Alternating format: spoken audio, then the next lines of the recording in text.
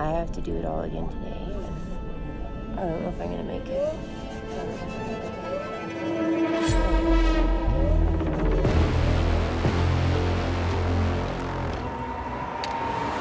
I didn't sleep at all last night. Literally my last sip of water. Sun's going down, it's going to get dark. We still have another 2 hours till we get to camp. I got a real big problem. It's getting hard. I'm so done right now. That water's moving really fast. Oh, that was hard. I'm really struggling now. Alright, my face is bad, isn't it? We're at about, I think this is 5,000 meters.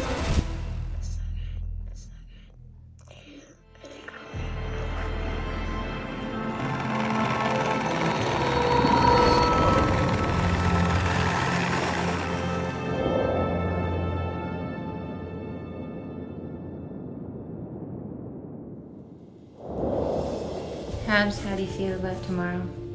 Good. Yeah. Excited Yeah. to go to work. How do you feel about it? Is the question. Yeah, how did I feel about that exactly? Just 1 week ago, Hub suddenly sprung on me, "Hey, guess what we're doing next week?" K2. Not summiting, obviously, but we were about to embark on the world's most difficult descent to a base camp here in Pakistan. It is home to 4 of the 14 8,000er peaks that people from all over the world come to climb. Was I nervous? You could say that, but at least I wasn't alone. Exciting. It's also very, like, I obviously feel nervous too. I felt better yesterday. Again this morning I felt anxiety because we were leaving, so I took 2 tablets. This is Naila Kiani. Now, she has a real reason to be nervous because she's not just going to base camp. She's here to be the first Pakistani woman to summit K2, the Killer Mountain. Yeah, so nine months. It took me 9 months to get him to agree. To convince him. Yeah, to convince him really. Yeah. And I mean, he's concerned because last time he wasn't that concerned. This time he's concerned because it's K2 and it's one of the most dangerous mountains. So One of the most dangerous mountains. I didn't know it then, and I really underestimated the power of the mountains. I had no idea what I was in for. Most people spend months, even up to a year, preparing for a trek like this. I had 1 week and had never trekked more than 2 consecutive days before. It certainly didn't help being completely sleep deprived, but I think we were all feeling it. I'm the master of the sleeping device. Then Go on. you lean into. You need a pillow, ideally.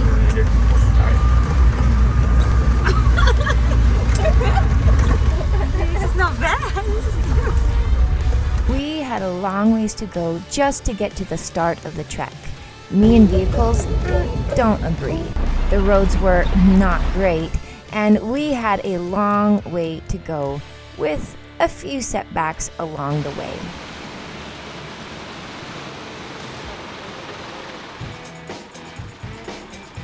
But this Jeep track is relatively new.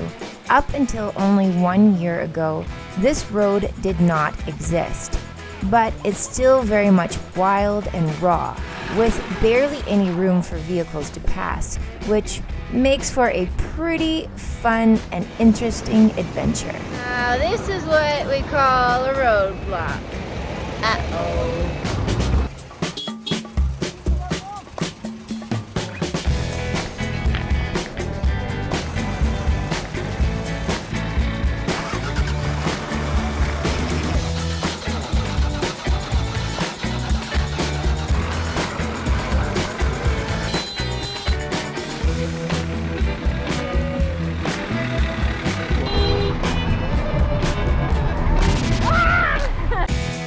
Originally, the base camp trek started from a small village called Ascoli. It would take trekkers up to 12 days one way to reach base camp. This alone made K2 one of the most difficult base camps to access. Now, with this new Jeep route, it cuts off about 5 to 6 days. It still takes an average of 7 days to reach base camp, but since we were there with an elite expedition team, we were doing it in under 5 days. After an 8-hour grueling car journey, we finally made it to our first camp in July. Woo! Big temperature difference here. So nice. Welcome. One of the amazing things about this trek is the camp organization. You can't actually trek without signing up with a company. It's not allowed to go on your own. But I can't tell you how nice it was to arrive and have everything set up. The camps, hot meals, coffee, tea, endless snacks, and amazing staff. This felt like a real luxury.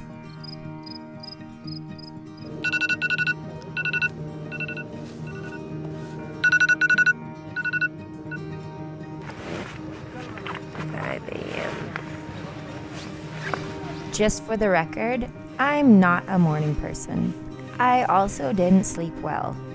Definitely not how you want to start a big trek. But at this point, there was no time to rest.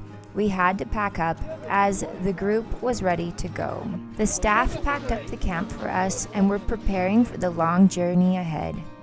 And that's when I first met them, the legendary porters. Without them, this commercial trek would not be possible. They are the brave and resilient men who have been doing this job for generations, carrying all of our food, camp gear, and personal things we'll need for the next 2 weeks. They pack up to 35 kg each on their backs, wearing merely sandals, simple shoes, and the traditional shalwar kameez. They are proud of what they do and is a legacy passed down from their forefathers.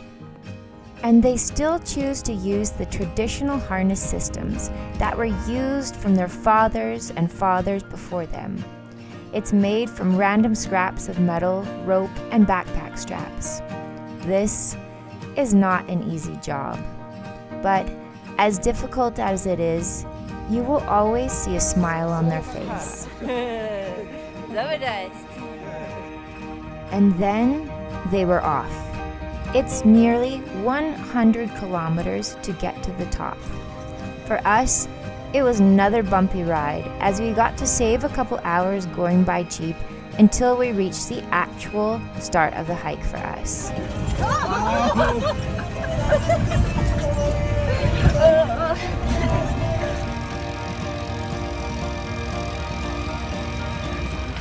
Yeah. Oh, here we go. Oh, you gotta get in the car.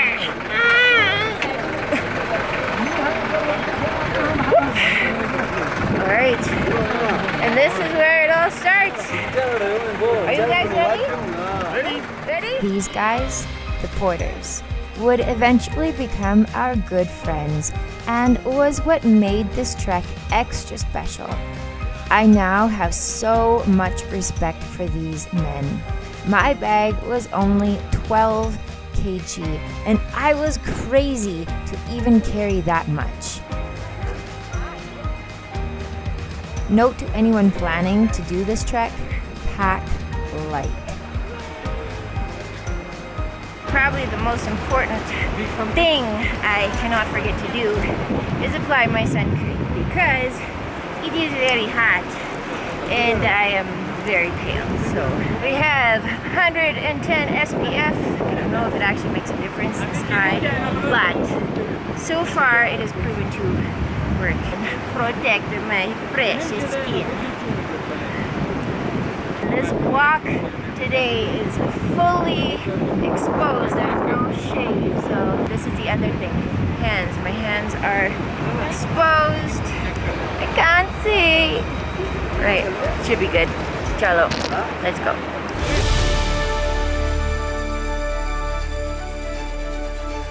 And it was. The trek was fully exposed to the harsh heat of the beating sun. In recent years, heat wasn't much of an issue, but with climate change on the rise, this region has faced extreme high temperatures, which is not normal. It was in the early 30s when we set off and would later reach 40 Celsius. There wasn't a lot of fresh, clean water sources along the way, but we filled up when we could.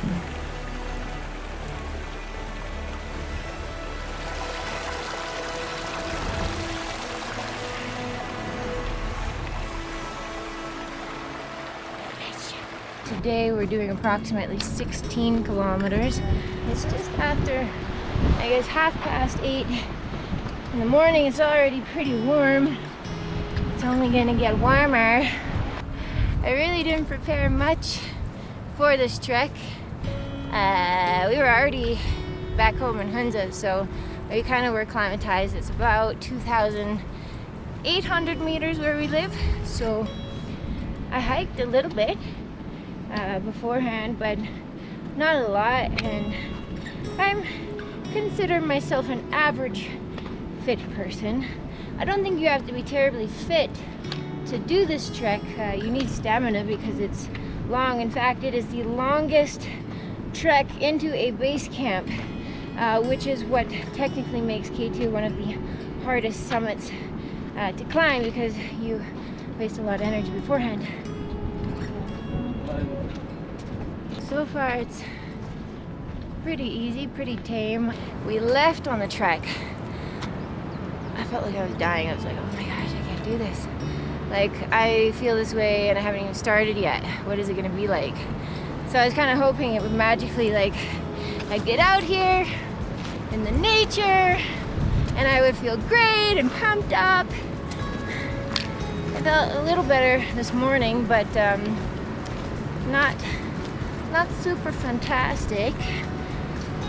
And that's just how it goes. I was literally crying the night before we left Skardu. I was in my room and I had all these ideas to film the pre-stuff and all this, and I just couldn't. I was just in such a shitty state. So that's the reality of it, though, I guess. I can paint you this wonderful picture of like this happy, but I don't want to do that. I don't want to do that anymore, because it's not real and that's not what I'm experiencing. So I'm just gonna give it to you how it is. That's how it goes. Aside from having my period, not sleeping or eating, which alone is a recipe for disaster on a hike like this, there was a lot going on behind the scenes that made things extra challenging. I was so grateful to have Nyla there as a support, a friend, and a motivator to keep going. A bit more difficult to hike in heat, and slow and steady wins the race. I'm not out here to show off or prove to anyone.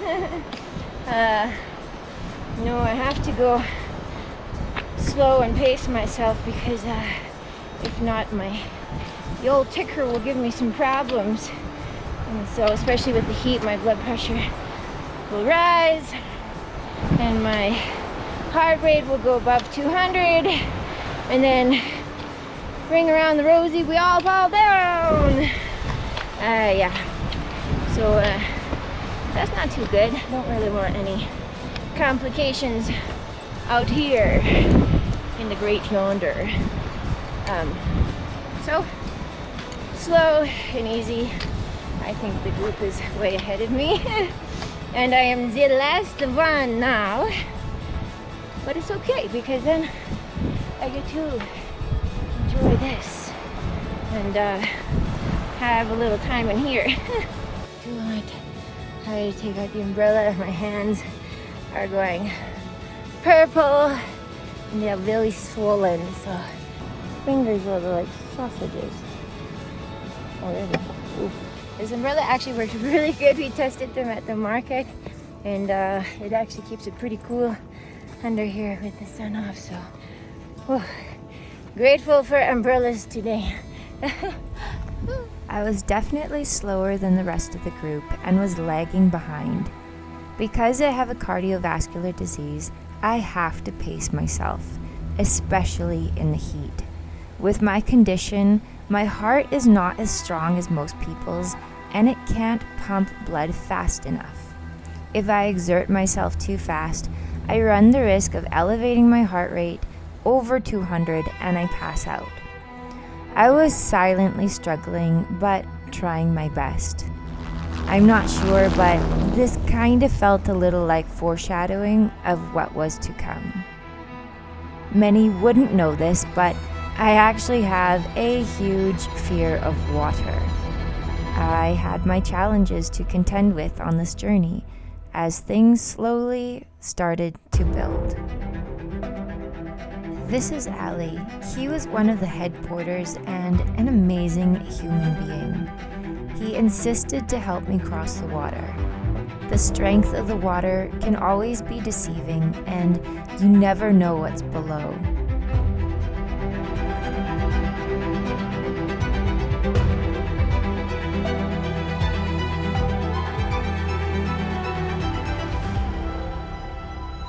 This water came directly from a glacier and was ice cold, which was a bit of a relief for my feet.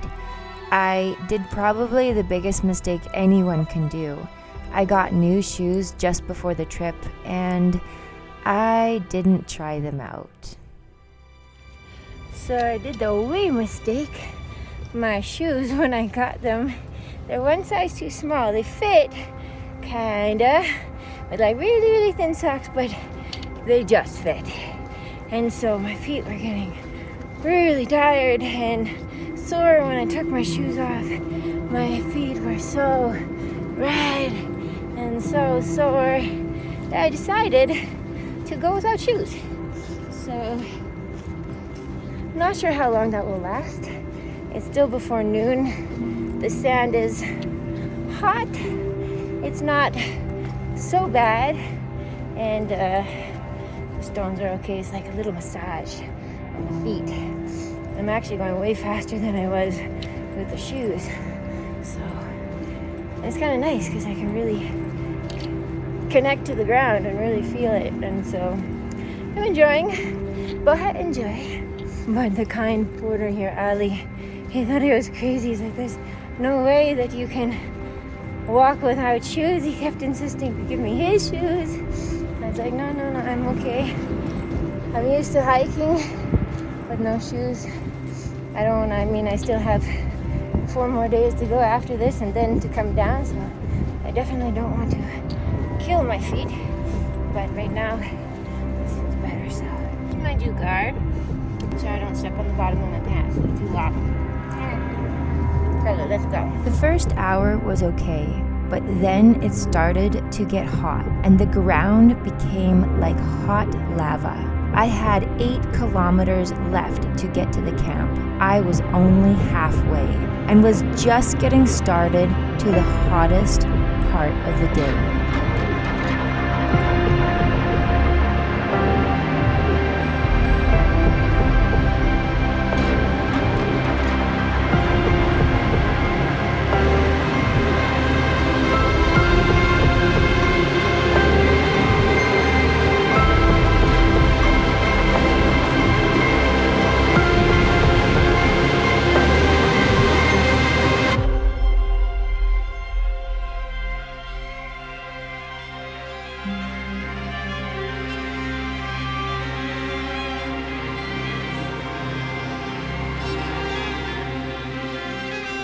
Finally, I reached camp.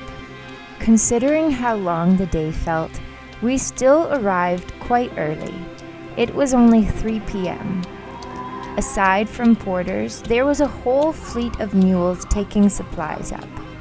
By the time we got there, most of our stuff had arrived already. The camps were set up, and the team was getting ready to prepare lunch. Got to the camp here, It's really nice. We got here early. We got here about 3 o'clock. So we're gonna have pretty much the whole day just to chill. I wanna go to bed. And got the mattresses all set up. Oh my gosh. It's only the first day. I'm really tired. However, I didn't sleep at all last night. I can't even talk right now. This is how tired I am. Day 1. Oh my gosh, okay. It's not that tough, but I think just given the circumstances that I wasn't 100% before I came here, I made some foolish choices the first day, but they're learning lessons, and tomorrow I'm going to completely repack my bag. I'm not going to bring my camera.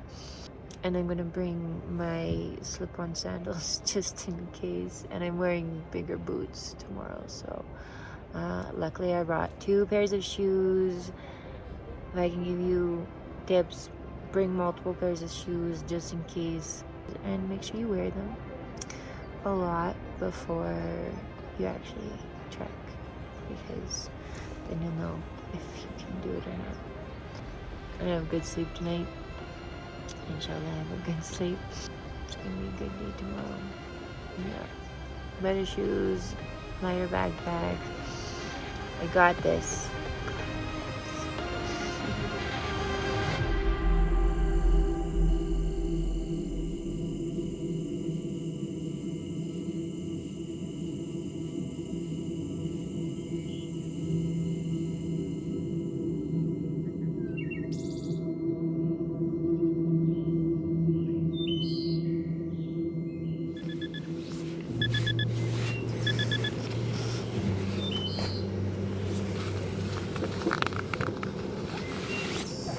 I'm so tired. And 5.5 hours sleep. The day before I didn't sleep. Feeling pretty rough. A little rough. It is day 2. This is apparently, I was told, like the hardest day of the trek that we're gonna face.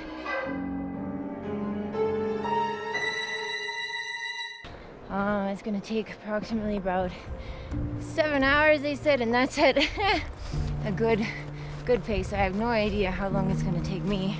Yesterday it took me 7 hours, and it's about 20 kilometers, but the road once again is very exposed to the sun, and there's a lot of up and down sections which make it quite tiring. But I have lessened the weight in my bag a little bit, so we'll see how I do. I got new shoes. I changed my shoes to my hikers, which I'm hoping my feet will be happy feet today. So just slow and steady, enjoy the day. Here we go.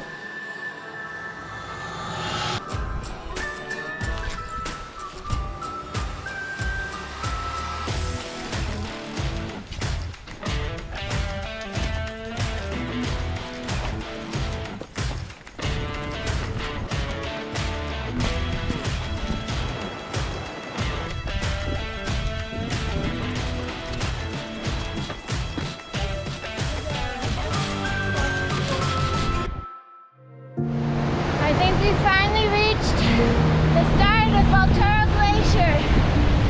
Baltoro Glacier is one of the longest glaciers in the world, outside of the polar regions. It translates as the Bone Breaker and runs a whopping 63 kilometers long. From here, we will be trekking alongside and on top of the actual glacier, all the way to K2. It might not seem like we're on a glacier because of the rocky terrain, but underneath it all is pure ice. Welcome to Baltoro Glacier. I didn't say that right. Welcome to Baltoro Glacier. This is another unique feature of this trek, which makes it extra special and also a little challenging. I still can't believe these guys make it up all the way with that weight. They definitely kept me motivated along the way. The real heroes of this mountain. Whenever I could, I would chat with them, share my snacks, make new friends along the way. Little gestures like this made them feel appreciated and made the experience extra special. Anji. From Skardu? Yeah. Slowly. Ah, dust. Urdu आती है? उर्दू? मुझे बहुत थोड़ी उर्दू आती है। थोड़ी आती है? थोड़ी थोड़ी। ठीक। मेरा घर ये और ये। आपका रास्ता ये? हाँ जी। ये यहाँ। ये शॉर्टकट। मेरा घर हुंजा। हुंजा में? हाँ जी। हुंजा में शादी की आपने? हाँ जी, पाकिस्तानी बहू। ठीक है। ऊपर है।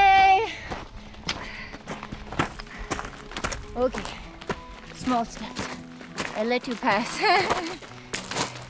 You go faster than me. I do.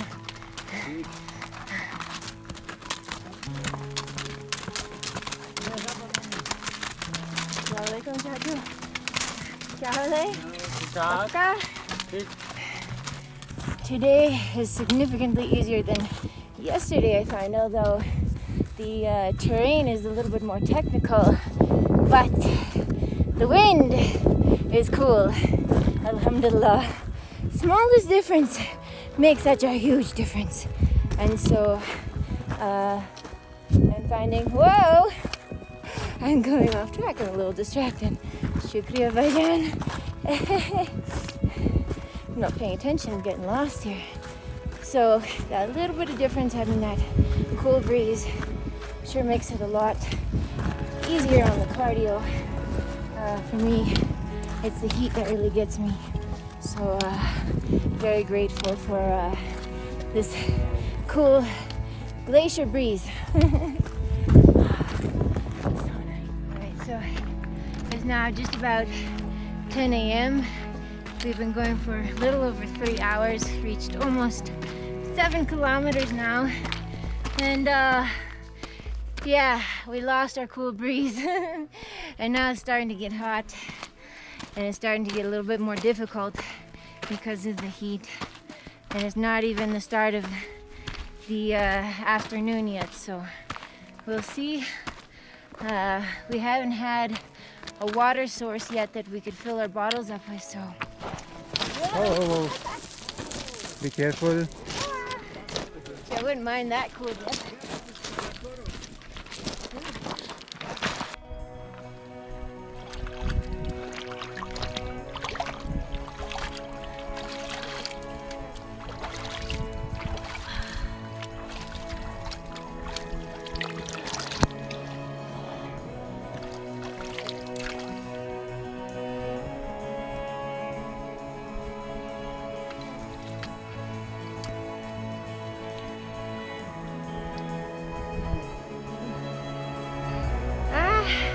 Brain freeze!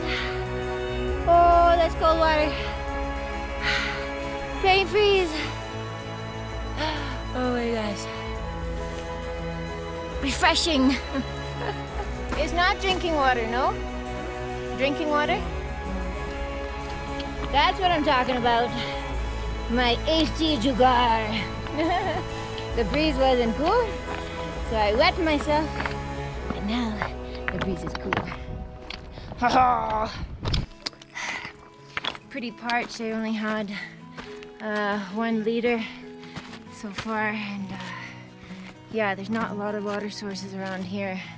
Apparently 20 minutes this way we can find some fresh water, but not sure if that's a real 20 minutes or not.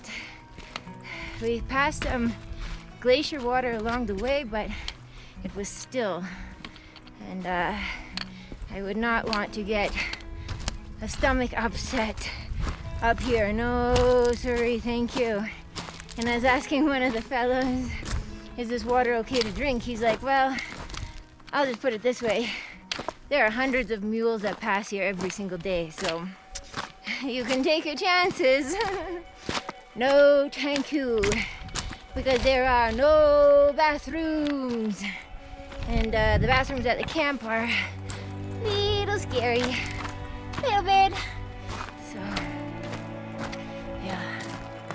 All right, Chalo, let's see you later. How you feeling, Chalha?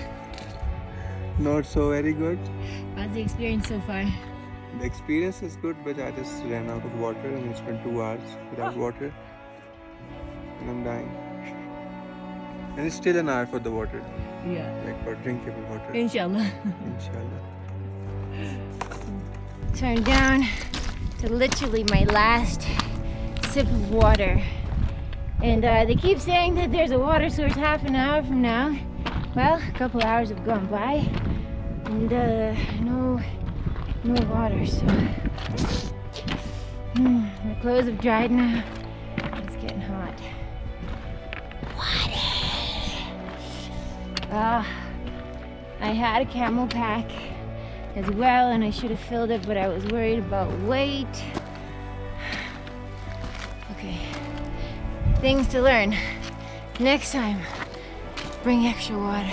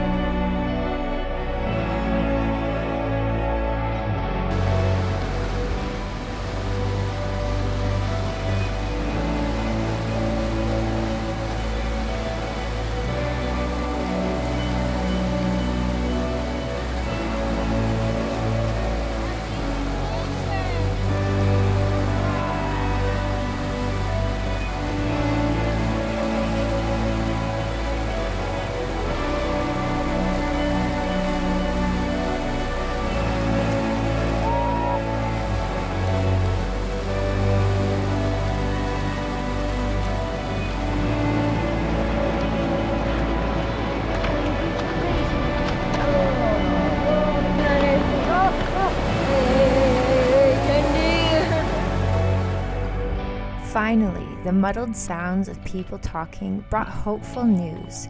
We saw a group of people gathered for a lunch break and was hoping they might have water. Unfortunately, they only had boiling hot water, and that wasn't going to quench our thirst. The nearest water was up the mountain. A couple of young porter boys offered to take our bottles and fill them. How far up there? How far? Kitne? 10 minutes. 5 minutes. 5 minutes for them, half an hour for me. How's your noodle soup? So finally something like a liquid thing that's going inside me. So we finally got to this little lunch spot here, and they were saying that the water source is way up that mountain. Damn, on the glacier there, I can't tell. Thank God for the porters. They took all of our bottles up there and they're getting us water because I could not make it up there right now. 4 hours, 9 kilometers, and only 1 liter of water in this temperature. It's dry, hot. Do you like my sound effects, Dylan? What do you say? Is it dry and hot? I like everything right now. He's chilling. I just had noodles. Noodles, he's happy. अच्छा बहुत शुक्रिया बहुत शुक्रिया 1 2 चले हाँ जी thank you. This boy was a lifesaver. I was so dehydrated I couldn't move anymore. We made sure to give him a very special tip after for his kind gesture and doing us this huge favor. Water after so long. वो bottle मिली? Yeah, शुक्रिया.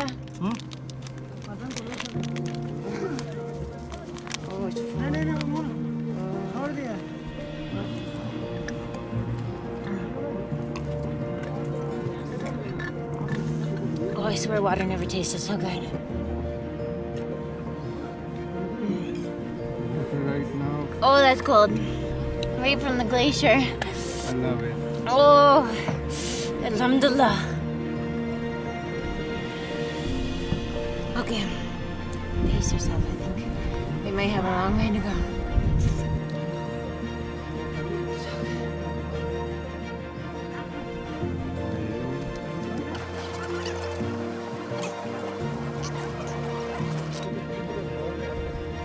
Wait a minute.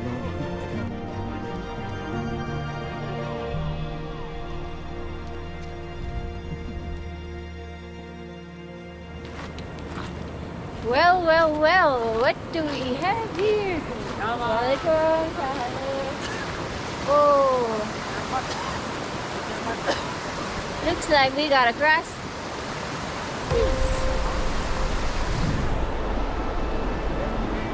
Get away?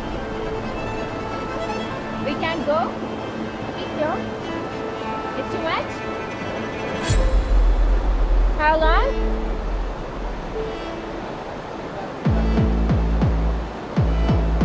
You sure we can't cross?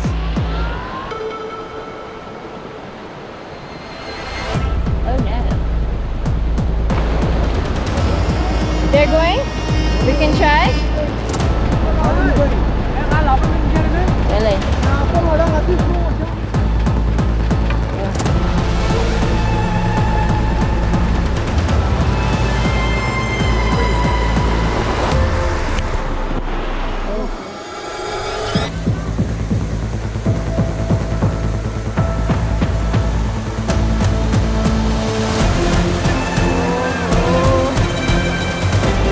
That water is moving really fast.